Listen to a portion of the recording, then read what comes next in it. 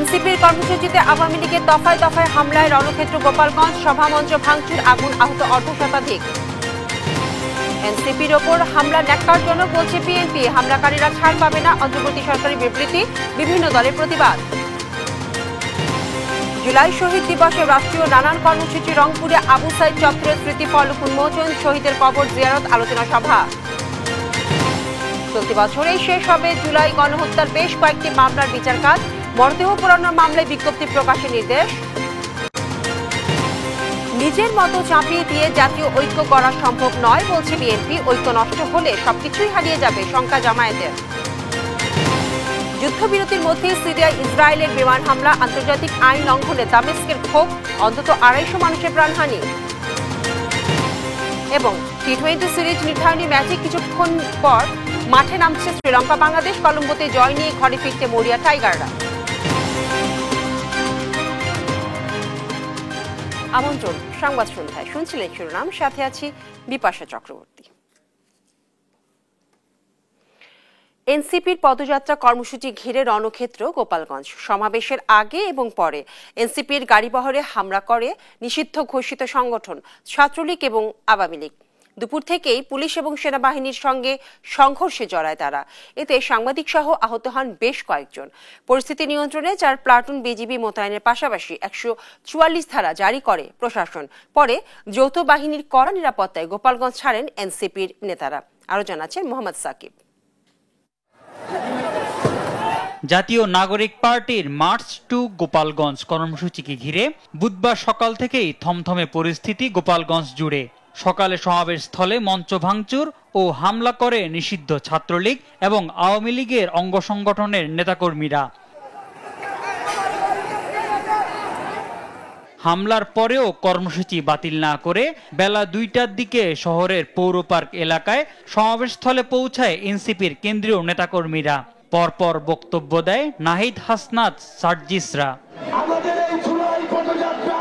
কিন্তু সমাবেশ শেষ হতেই পুনরায় হামলা শুরু করে নিষিদ্ধ সংগঠন ছাত্রলীগ। পুলিশ ও সেনাবাহিনীর সাথে শুরু হয় সংঘর্ষ, গুলিবর্ষণ।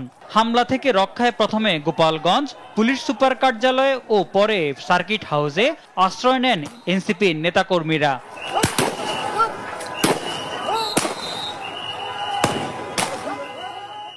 এ সময় পুলিশ ও সেনাবাহিনীর সঙ্গে আওয়ামী লীগ ও ছাত্রলীগের দফায় দফায় সংঘর্ষে গোপালগঞ্জ রূপ নেয় রণক্ষেত্রে। পরিস্থিতি নিয়ন্ত্রণে 4 প্লাটুন বিজিবি মোতায়েন সহ জারি করা হয় 144 ধারা। তবুও থামানো যায়নি সংঘর্ষ। এ সময় বিভিন্ন সরকারি ও বেসরকারি স্থাপনায় হামলা চালায় আওয়ামী সমর্থকরা। যৌথ বাহিনীর সঙ্গে সংঘর্ষ ও ধাওয়া পাল্টা ধাওয়ায় সাংবাদিক সহ বেশ কয়েকজন আহত হন। ভাঙচুর করা হয় সাংবাদিকদের গাড়িও। হামলার নিন্দা জানিয়ে এনসিপির উত্তরাঞ্চলের মুখ্য সংগঠক সার্জিস আলম তার ফেসবুকে বাসলে মুজিববাদের কবর রচনা করে ফেরার হুঁশিয়ারি দেন। এদিকে গণমাধ্যমের সঙ্গে এক ফোনালাপে হামলার সময় আইন শৃঙ্খলা রক্ষাকারী বাহিনীর সদস্যরা নির্লিপ্ত ছিল বলে অভিযোগ করেন দলটির সদস্য সচিব আক্তার হোসেন। পরে বিকাল 5টায় যৌথ বাহিনীর কড়া নিরাপত্তায় গোপালগঞ্জ ত্যাগ করেন এনসিপির কেন্দ্রীয় নেতারা। মোহাম্মদ সাকিব, দেশ টিভি। এনসিপির পদযাত্রা ঘিরে দিনভর সংঘর্ষের পর গোপালগঞ্জের পরিস্থিতি জানাতে সরাসরি যুক্ত হচ্ছেন সহকর্মী সাইফুল ইসলাম আকাশ এবং শেখ জাবিরুল ইসলাম। শুরুতেই জেলখানা এলাকা থেকে যুক্ত হচ্ছেন আকাশ, এই মুহূর্তে শহরের কি পরিস্থিতি বিরাজ করছে, আপনি সার্বিক চিত্র আমাদেরকে জানাবেন।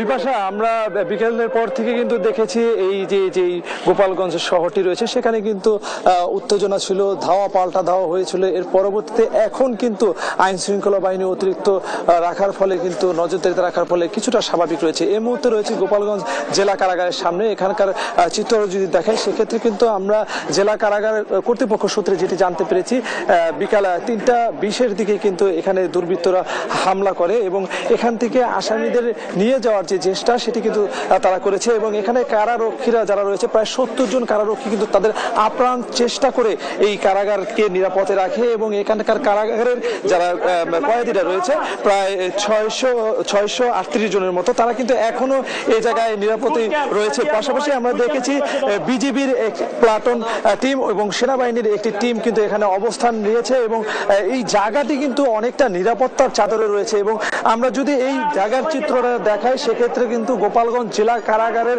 যেই স্থাপনাটি রয়েছে জানলা গ্লাসের পাশাপাশি যেই এই গাড়িগুলো রয়েছে সেই গাড়িগুলোতে তারা ভাঙচুর চালায় এবং যে ক্যান্টিনটি রয়েছে সেখান থেকে যে আসবাবপত্র সহকারে যে মালামালগুলো রয়েছে সেখান থেকে নিয়ে যায়। এখানে আমরা জেলা কারা কর্তৃপক্ষের মাধ্যমে যেটি জানতে পেরেছি এখানে একজন গুরুতর আহত অবস্থায় গোপালগঞ্জ যে হাসপাতাল রয়েছে সেখানে তারা নিয়ে যায়। তো এই জায়গাটিতে কিন্তু এখন স্থানীয়রা এবং পুলিশ প্রশাসন সহকারে যারা রয়েছেন একদমই কিন্তু থমথমে অবস্থায় রয়েছে।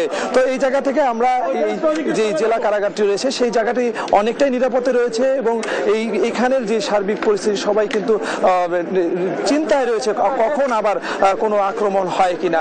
তো এই ছিল গোপালগঞ্জের যে সংঘর্ষের ঘটনা সেখানে সর্বশেষ। এ বিষয়ে হাসপাতাল থেকে গোপালগঞ্জের যে হাসপাতালে রয়েছে সেখান থেকে আমাদের সহকর্মী যুক্ত হবে জাবিরুল।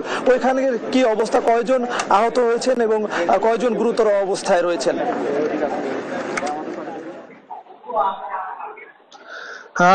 সহকর্মী সাইফুল ইসলাম আপনি যেমনটি বলছিলেন যে আসলে গোপালগঞ্জে আজকে এনসিপির নেতাকর্মীদের যে পদযাত্রা এই পদযাত্রায় যে এনসিপির যে নেতৃবৃন্দ কেন্দ্রীয় নেতৃবৃন্দ এসেছেন তাদের সাথে তাদের যখন পদযাত্রার যে পথসভাটি শেষ হওয়ার পরে তাদের গাড়িবহর যখন গোপালগঞ্জ ত্যাগ করতে যায় তখনই স্থানীয় যে সকল লোকজন রয়েছেন এবং আওয়ামী লীগ সমর্থিত যে সকল লোকজন রয়েছেন তাদের সাথে পুলিশ এবং সেনাবাহিনীর ধাওয়া পাল্টা ধাওয়ার ঘটনা ঘটে। এ ঘটনায় পুলিশ এবং সেনাবাহিনীর সদস্যরা ব্যাপক পরিমাণ গুলি বর্ষণ এবং টিয়ার সেল নিক্ষেপ করতে থাকেন। প্রায় 3 ঘন্টার মতো এই ধাওয়া পাল্টা ধাওয়ার ঘটনা ঘটতে থাকে। এই ঘটনায় এখন পর্যন্ত গোপালগঞ্জ 250 শয্যা বিশিষ্ট যে জেনারেল হাসপাতাল রয়েছে এই হাসপাতালটিতে এখন পর্যন্ত 20 জনের অধিক গুলিবিদ্ধ রোগী এখানে চিকিৎসা নিয়েছেন এবং এর মধ্যে 14 থেকে 15 জন রোগী এখন হাসপাতালে চিকিৎসাধীন অবস্থায় রয়েছেন। আর এরপরে এখন পর্যন্ত গোপালগঞ্জে আর যখন এনসিপি নেতৃবৃন্দ গোপালগঞ্জ ত্যাগ করে যান এরপর থেকে আসলে তেমন কোনো আহত বা কোনো নিহতের সংবাদ এখন পর্যন্ত পাওয়া যায়নি। এই ছিল আমার কাছে গোপালগঞ্জ 250 শয্যা বিশিষ্ট হাসপাতাল থেকে সর্বশেষ।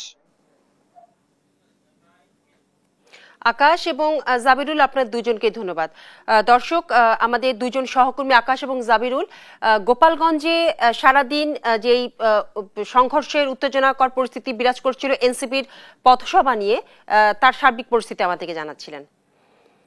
এর আগে আওয়ামী লীগ নেতাকর্মীদের হামলা ভাঙচুর অগ্নি সংযোগের মধ্যেই সমাবেশ করেছেন জাতীয় নাগরিক পার্টির কেন্দ্রীয় নেতারা। এ সময় গোপালগঞ্জকে মুজিববাদীদের হাত থেকে মুক্ত করার ঘোষণা দেন এনসিপির আহ্বায়ক নাহিদ ইসলাম। আরো জানাচ্ছেন আব্দুল্লাহ আল মারুফ। এনসিপির মার্চ ফর গোপালগঞ্জকে কেন্দ্র করে বুধবার সকাল থেকেই থমথমে গোপালগঞ্জ। সকালেই 2 দফায় পুলিশ ও ইউনো গাড়িতে হামলা ও আগুন ধরিয়ে দেয় নিষিদ্ধ সংগঠন ছাত্রলীগ। এনসিপির কেন্দ্রীয় নেতারা সমাবেশস্থল পৌর পার্কে পৌঁছানোর আগেই মঞ্চে হামলা চালায় ছাত্রলীগের 200 থেকে 300 নেতাকর্মী। এ সময় বিপুল পরিমাণ চেয়ার ভাঙচুর করে তারা। সড়কে দেয় দেশীয় অস্ত্রের মহড়া। এ সময় পুলিশের ধাওয়া খেয়ে পালিয়ে যায় তারা। বেলা 2টার পর সমাবেশস্থলে পৌঁছান এনসিপির আহ্বায়ক নাহিদ ইসলাম, সদস্য সচিব আখতার হোসেন, দক্ষিণাঞ্চলের মুখ্য সংগঠক হাসনাত আব্দুল্লাহ, উত্তরাঞ্চলের মুখ্য সংগঠক সার্জিস আলম সহ কেন্দ্রীয় নেতারা।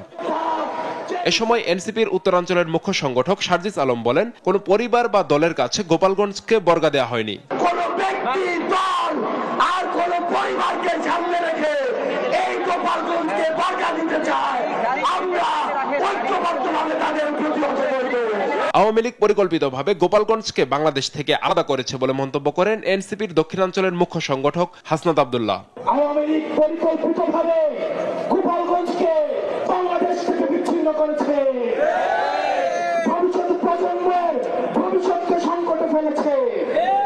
এ সময় এনসিপির আহ্বায়ক নাহিদ ইসলাম বলেন, গোপালগঞ্জকে মুজিববাদীদের হাত থেকে মুক্ত করা হবে। মুজিববাদীরা মুক্তিযুদ্ধ ও গোপালগঞ্জকে কলুষিত করেছে। মুজিববাদীরা মুক্তিযুদ্ধকে কলুষিত করেছে, গোপালগঞ্জকেও কলুষিত করেছে।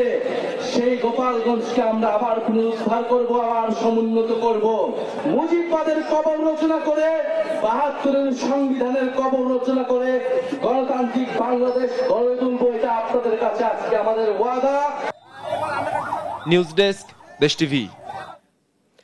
এনসিপি সমাবেশে আওয়ামী লীগ এবং অঙ্গ সংগঠনের হামলার ঘটনায় উত্তাল সারা দেশ। এই ঘটনায় নিন্দা এবং প্রতিবাদ জানিয়েছে দেশের বিভিন্ন রাজনৈতিক দল।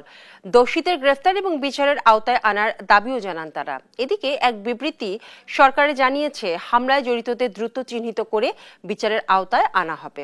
আরও জানাচ্ছেন মাহবুব তামিম।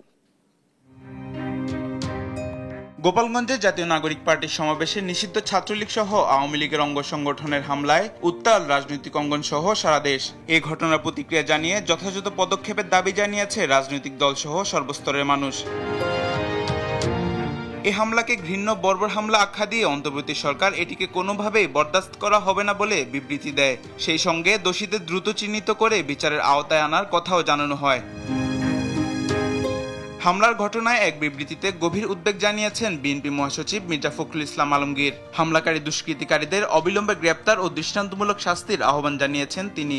বিবৃতিতে তিনি আরো বলেন, দুষ্কৃতিকারীরা আবারও দেশে অস্থিতিশীল পরিস্থিতি সৃষ্টি সহ নৈরাজ্যের মাধ্যমে ফয়দা হাসিলের অপতৎপরতায় লিপ্ত।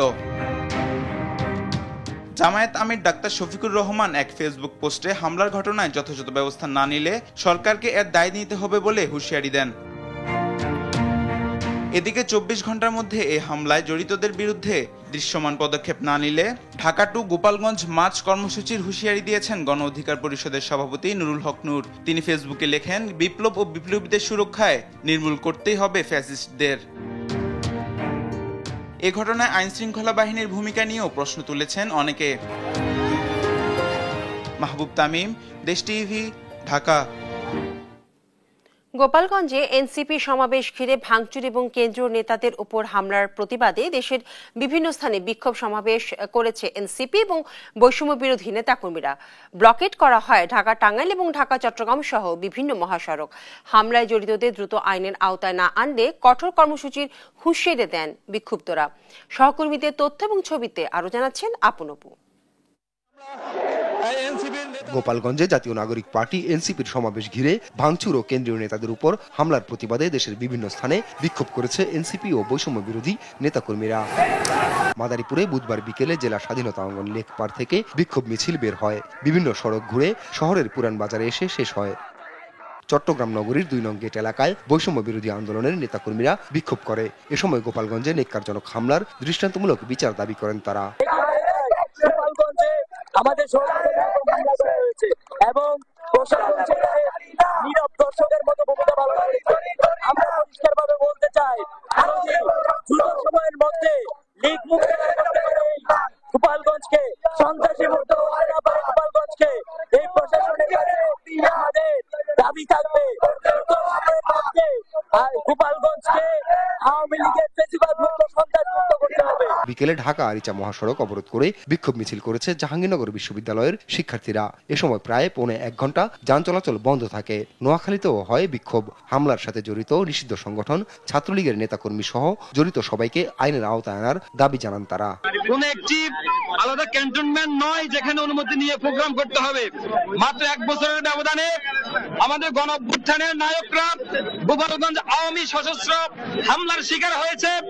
আমরা প্রশাসনের নির্বিকার ভূমিকার জন্য ধিক্কার জানাচ্ছি। ফেনীতে ঢাকা চট্টগ্রাম মহাসড়কে আগুন জ্বালিয়ে অবরোধ করে বিক্ষোভ করেছে ছাত্র জনতা। বিকেল 4:30 থেকে মহাসড়কের ফেনীর মহিপাল ফ্লাইওভারের দক্ষিণাংশে অবস্থান নেন তারা।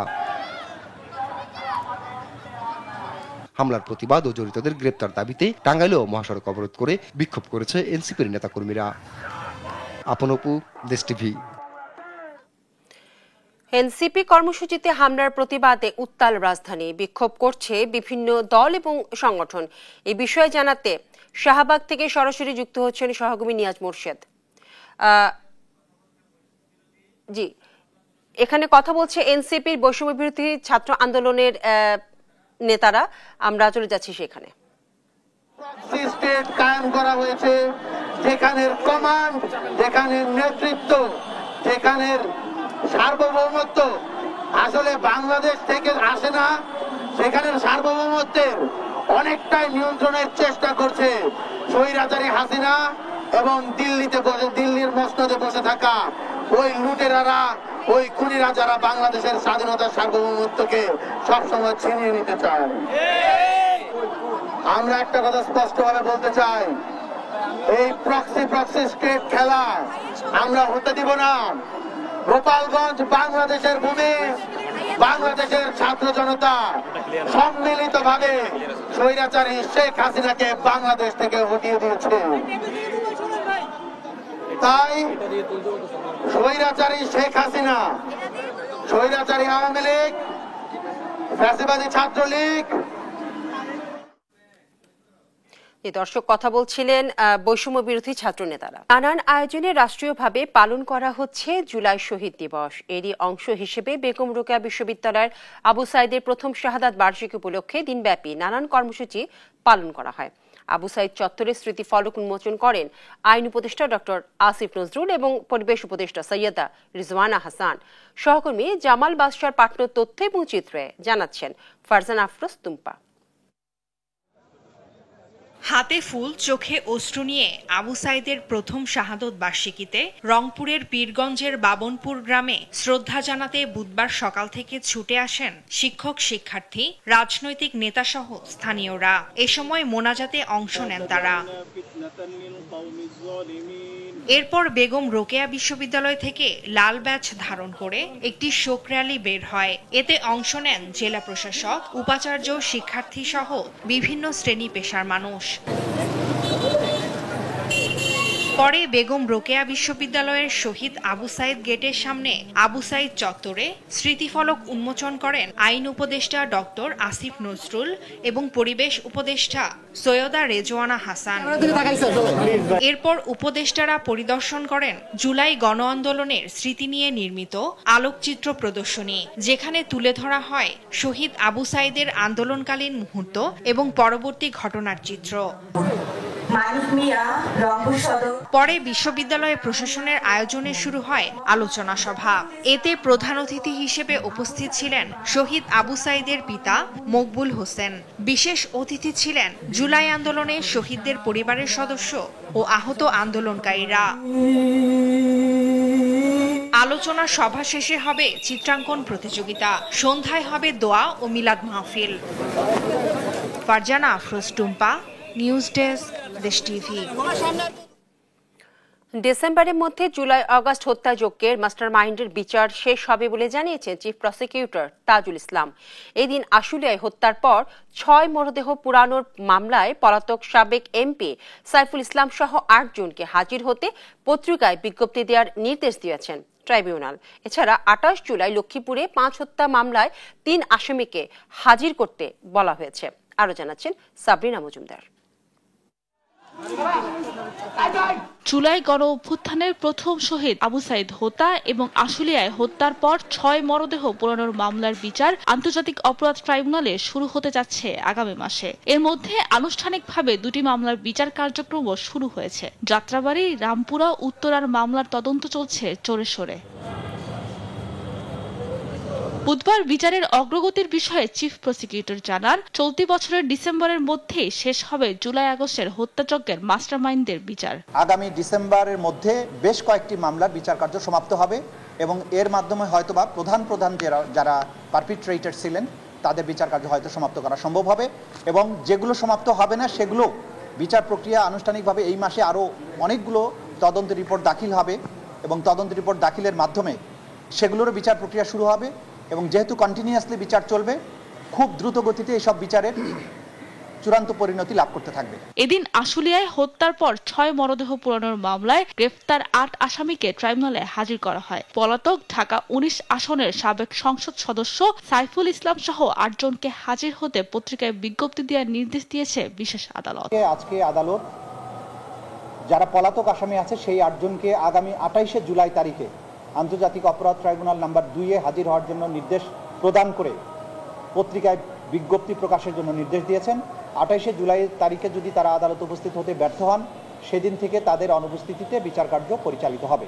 এছাড়া লক্ষ্মীপুরে 5 জনকে হত্যার ঘটনায় মানবতা বিরোধী অপরাধের দায়ে নিষিদ্ধ ঘোষিত সংগঠন ছাত্রলীগের নেতাসহ 3 জনকে হাজির করার নির্দেশ দিয়েছে ট্রাইব্যুনাল। মামলার পরবর্তী শুনানির তারিখ ধার্য করা হয়েছে 28 জুলাই।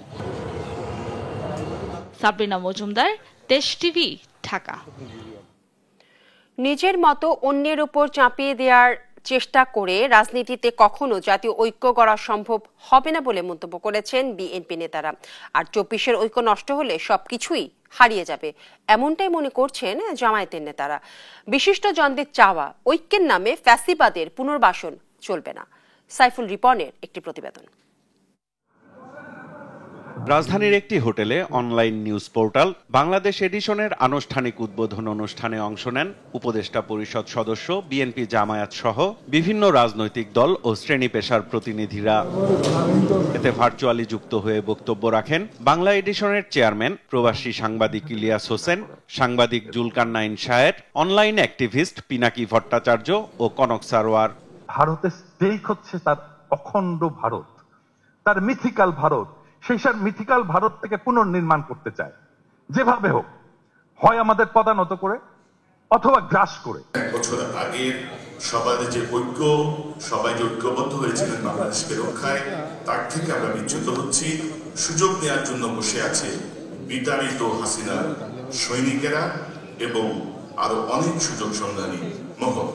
বাংলা এডিশনের শুভেচ্ছা কামনা করে বক্তব্য রাখেন বিশিষ্ট জনেরা। দেশের ভবিষ্যৎ নিয়ে সম্ভাবনা ও শঙ্কা জানান তারা। শীর্ষ শক্তিকে পুনর্বাসনের একটা সক্রিয় রাজনীতি জাতীয় ঐক্যের নামে এবং বড় বড় বৃহৎ রাজনৈতিক দলের নামে এখানে হাজির আছে, এটা একটা বিরাট বিপদের জায়গা। রাজনৈতিক নেতাদের বক্তব্যে উঠে আসে দেশের অভ্যন্তরীণ পরিস্থিতি ও আন্তর্জাতিক সম্পর্ক। রাজনৈতিক অঙ্গনে আমাদের অনিশ্চয়তা ছিল, এখনো আছে। আমরা একটা ট্রানজিশন পিরিয়ড পেরিয়ে আসছি। এক্ষেত্রে আমার কথা একটাই থাকবে, সেটি হচ্ছে যে আমরা যাতে 24-এর যে অক্ষ ছিল সেই অক্ষটা যাতে আমরা হারিয়ে না ফেলি, এটাই আমাদের সবচেয়ে বড় শক্তি। আমাদের পার্শ্ববর্তী দেশ ভারত, তারা কিন্তু অখণ্ড ভারতে বিশ্বাস করে। যে দেশের internal and external, local and foreign policy total disaster, তাদের সঙ্গে বন্ধুত্ব করা, তাদের সঙ্গে তাল মিলিয়ে যাওয়া, তাদের সঙ্গে টিকে থাকা, এটা কিন্তু আমাদের চিন্তা করতে হবে। দেশের রাজনৈতিক সংস্কৃতির পরিবর্তন না হলে কোনো সংস্কার কাজে আসবে না বলে মন্তব্য করেন বিএনপির নীতি নির্ধারকরা। জানান, সংস্কারের নামে কোনো মত চাপিয়ে দেয়া গ্রহণযোগ্য নয়। আমরা গিয়ে আমাদের কথাগুলো জাতিকে বলবো, আমার ম্যান্ডেট নেওয়ার চেষ্টা করব এবং সেই ম্যান্ডেট নিয়ে সংসদে আসতে হবে। এর বাইরে কোনো চেষ্টা করতে গেলে আমাদের এই যে অনৈক্য যে সৃষ্টি হচ্ছে, ওই জায়গাটাই কিন্তু অনৈক্য সৃষ্টি করছে। কারণ আমি আমার মতটা একজনের উপর চাপিয়ে দেওয়ার চেষ্টা করছি। এইটা যদি করা হয়, জাতীয় ঐক্য কোনোদিনও হবে না। যদি রাজনৈতিক দলসমূহ ভুল পথে যায়, আধিপত্যবাদের দোষর হয়, কিংবা আবার শেখ হাসিনার মতো হয়ে জনগণের উপরে অত্যাচারের স্টিম রোলার চালাতে চায়, তাহলে এই দেশের জনগণ অতি দ্রুত তাদেরকে প্রতিরোধ করবে। এটি বোঝার মতো বুদ্ধি রাজনৈতিক দলসমূহের আছে। গণ অভ্যুত্থানে শহীদ পরিবারকে সম্মাননা জানানোর মধ্য দিয়ে উদ্বোধন করা হয় news portal Bangla edition. Saiful Ripon, Desh TV, Dhaka. রাজধানীর পরিবাগে এইচআরসি গ্রুপের চেয়ারম্যান সাইদ হোসেন চৌধুরী জানাজার অনুষ্ঠিত হয়েছে। এতে অংশ নিতে তার মৃত্যুতে শোক প্রকাশ করেন শুভাকাঙ্ক্ষীরা। জানাজা শেষে মরহুমের জন্য দোয়া চান পরিবারের সদস্যরা। মঙ্গলবার রাজধানীর একটি হাসপাতালে চিকিৎসাধীন অবস্থায় মারা যান এইচআরসি গ্রুপের চেয়ারম্যান সাইদ হোসেন চৌধুরী। তিনি কর্ণফুলী গ্রুপের প্রতিষ্ঠাতা চেয়ারম্যান, ভাষা সৈনিক এবং সমাজসেবক হেদায়েত হোসেন চৌধুরীর ছেলে এবং কর্ণফুলী গ্রুপের ব্যবস্থাপনা পরিচালক ও সাবেক সংসদ সদস্য সাবের হোসেন চৌধুরীর বড় ভাই।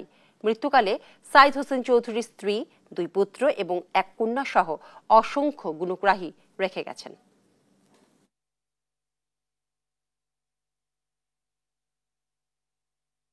এনসিপির কর্মসূচিতে হামলার প্রতিবাদে বিক্ষোভ করছে বিভিন্ন দল এবং সংগঠন। এই জানাতে ঢাকা বিশ্ববিদ্যালয় এলাকা থেকে যুক্ত হচ্ছে সহকর্মী জান্নাতুল মোহনা। মোহনা, কি বলছেন বিক্ষোভকারীরা, বিস্তারিত আমাদেরকে জানাবেন। আমি এই মুহূর্তে অবস্থান করছি ঢাকা বিশ্ববিদ্যালয়ের কেন্দ্রীয় লাইব্রেরির ঠিক পাশে যে কেন্দ্রীয় মসজিদ রয়েছে সেই কেন্দ্রীয় মসজিদের ঠিক সামনে, এবং আপনারা দেখতে পাচ্ছেন এখানে বিক্ষোভ করছে ঢাকা বিশ্ববিদ্যালয় শিবিরের যেই নেতৃবৃন্দ রয়েছেন, তারা আজকে বিক্ষোভ করছেন গোপালগঞ্জে যেই নৃশংস ঘটনা ঘটেছে এবং হামলার ঘটনা ঘটেছে। আপনারা জানেন আজকে সারা দেশ সেই ঘটনার দিকে তাকিয়েছিল, এবং আপনারা জানেন আজ এনসিপির কেন্দ্রীয় নেতৃবৃন্দরা যখন তাদের পূর্ব ঘোষিত কর্মসূচি করতে সেখানে যান, লং মার্চ করতে সেখানে অবস্থান করেন, তাদের উপরে হামলা হয় এবং দফায় দফায় হামলা চলতে থাকে, সংঘর্ষ চলতে থাকে, কারফিউ জারি করা হয়। সেই সাথে বিজিবি, সেনাবাহিনী এবং যৌথ বাহিনী তারা সেখানে কর্মসূচি চালান, এবং সেখানে আমরা জানি যে এনসিপি নেতৃবৃন্দকে আমরা প্রায় 2 ঘন্টা ব্যাপী তাদেরকে অবরুদ্ধ থাকতে দেখি। গোপালগঞ্জ যে এসপি কার্যালয় রয়েছে সেখানে আমরা অবরুদ্ধ অবস্থায় থাকতে দেখি, এবং সেখানে পরবর্তীতে যৌথ বাহিনীর উদ্যোগে তাদেরকে সেখান থেকে রেস্কিউ করা হয়, এবং আমরা দেখেছি। এবং এই ঘটনার প্রতিবাদে কিন্তু বিক্ষোভে ফেটে পড়ে ছাত্র অনেক জায়গায়, এবং সেখানে বাংলা ব্লকের কর্মসূচিরও ঘোষণা দেন অনেক সংগঠন এবং রাজনৈতিক দলেরও। সেই ধারাবাহিকতায় কিন্তু ঢাকা বিশ্ববিদ্যালয়ের শিবিরের পক্ষ থেকে এই কর্মসূচিটি শুরু হয়েছে এই মাত্রই, এবং আপনারা দেখছেন যে কেন্দ্রীয় যে জামে মসজিদ রয়েছে ঢাকা বিশ্ববিদ্যালয়, সেই কেন্দ্রীয় জামে মসজিদ থেকে সামনের দিকে এগিয়ে আমরা যতটুকু জানি যে তারা বিক্ষোভ মিছিল পর্যন্ত যাবেন এবং কেএসসি থেকে ভিসি চত্বর হয়ে তারা প্রদক্ষিণ